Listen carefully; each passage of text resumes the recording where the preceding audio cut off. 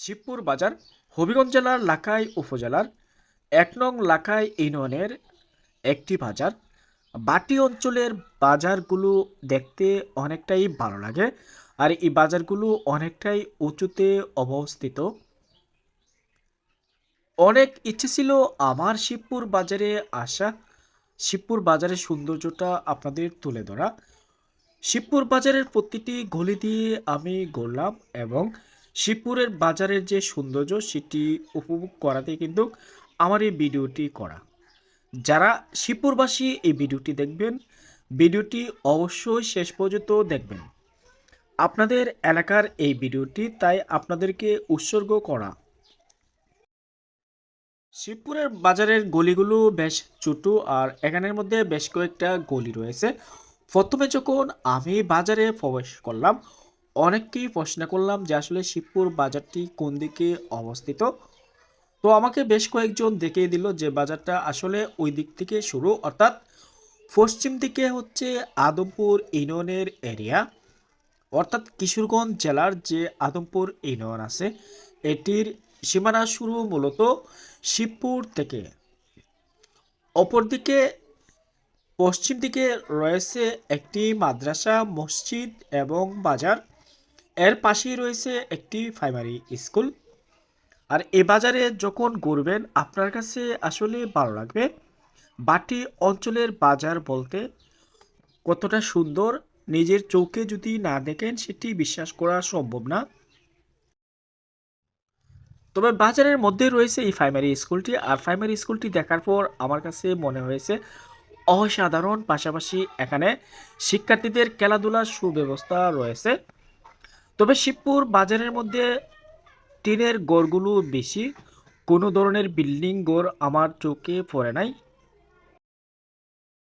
বাজারটিতে স্থানীয় মানুষেরা বাজার হাট করে থাকে। পাশাপাশি শিবপুর বাজার থেকে আদমপুর বাজার এবং লাকাই বাজারে যাতায়াত করা যায়। শুকনো মৌসুমে টমটম দিয়ে যাতায়াত করা যায় উভয় দিকে, আর বর্ষা মৌসুমে যাতায়াত করতে হলে একমাত্র তাদের নৌকা দিয়ে যাতায়াত করতে হয়। শিবপুরে কিন্তু হবিগঞ্জের সর্বশেষ একটি গ্রাম, অর্থাৎ লাখাই উপজেলার সর্বশেষ এই গ্রামটি। শিবপুরের পর থেকে শুরু হয়েছে কিশোরগঞ্জ জেলার অস্ত্রগ্রাম উপজেলার আদমপুর ইউনিয়ন। বিশাল হাওর পাড়ি দিয়ে আদমপুরে যেতে হয়, আর এদিকে শিবপুর থেকে যখন লাখায় আসবেন একটা হাওর রয়েছে, বিশাল হাওর। এই হাওর পাড়ি দিলে কিন্তু খুব সহজে লাখায় আসা যায়। যেহেতু এলাকাটি খুব বেশি বাটি অঞ্চল, বর্ষা মৌসুমে এদিকে পানিতে টইটুম্বুর করে থাকে। অনেকে শিবপুরকে দ্বীপ এলাকা হিসেবে অভিহিত করে থাকে। শিবপুর বাজারটিতে রয়েছে মুদির দোকান, কাপড়ের দোকান, চায়ের স্টল, ওষুধের দোকান এবং নিত্য প্রয়োজনীয় যে সকল পণ্য প্রতিদিন কেনাকাটা করতে হয় সব ধরনেরই পণ্য এখানে পাওয়া যায়। তবে এই বাজারের মধ্যে দেখতে পেলাম যারা চা বিক্রি করে সবাই কিন্তু গরুর দুধের চা বিক্রি করে। বাটি অঞ্চলের যে বাজারগুলো, এই বাজারগুলোর এই স্পেশাল গুণটি আমার কাছে খুব ভালো লাগে। তারা কোনো ধরনের কৌটার দুধ ব্যবহার করে না এবং চাগুলো খেতে বেশ সুস্বাদু। যারা যারা শিবপুরে যান নাই বা শিবপুরের বাজারে যান নাই অবশ্যই যেতে পারেন, যেহেতু এটি একটি বাটি অঞ্চলের বাজার। বাটি অঞ্চলের মানুষের বিনোদনের খুব কম অভাব থাকে, তারা কিন্তু বাজারগুলোতে বেশিরভাগ সময় পার করে, যেহেতু হাওরবন্দি এলাকা। ইচ্ছে করলেই কিন্তু কোনো দিকে যাতায়াত করতে পারে না। শিবপুর বাজারের প্রায় ৬০ স্টলের মধ্যে রয়েছে টিভি। তারা ঘন্টার পর ঘন্টা এই টিভিগুলোতে মুভি দেখে, বিভিন্ন ধরনের মুভি দেখে।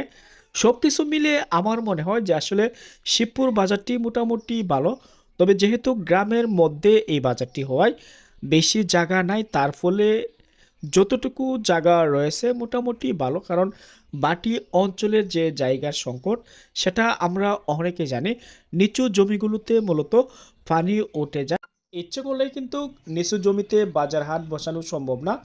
তবে অনেক বাটি অঞ্চলে ৬ মাসের জন্য নিম্নভূমি যা বন্যায় প্লাবিত হয় সেগুলোতে ৬ মাস তাদের বাজার থাকে। আর যখন বর্ষা হয় পানিতে টইটুম্বুর হয়ে যায়, হাওরের জমিগুলো, তখন তারা এই বাজারগুলো অনেকটাই উপরে নিয়ে যায় বা উঁচু জমিতে নিয়ে যায়।